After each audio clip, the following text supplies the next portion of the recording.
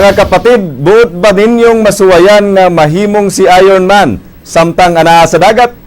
Mahimo kini ninyong ma-experience sa dakbayan sa LAPU-LAPU. Ubanan nato si Andrea Patenya nga masinati ang gitawag nga flyboarding.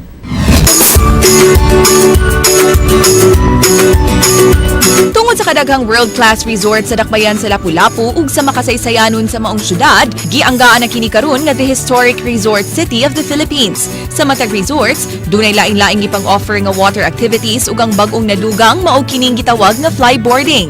Tuig 2011 dihang giimbento sa French jet ski champion nga si Frankie Zapata ang flyboarding aron masagol ang mga skills ug disiplina sa nagalain-laing water sports activities sama sa wakeboarding, jet ski ug surfing.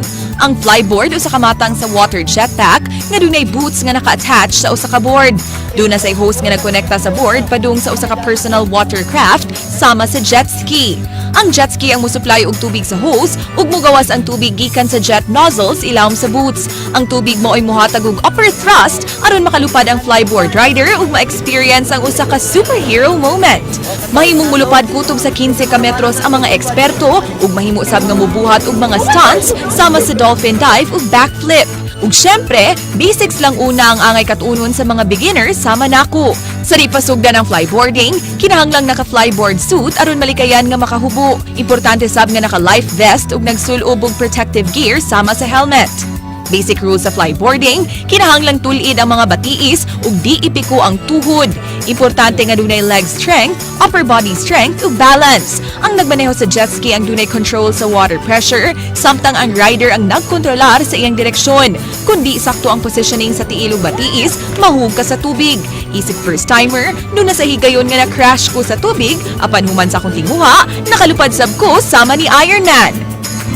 For the variety of water sports we are offering, aside from the fun-filled activities your family and your friends can enjoy, it can also help you get fit for the summer. Gawa sa flyboarding, dunay ubang activities nga mabuhat sama sa parasailing aron ma-enjoy ang view sa Mactan Island ug mahimo sab nga makikimamat sa mga isda sa ilang sea walking activity.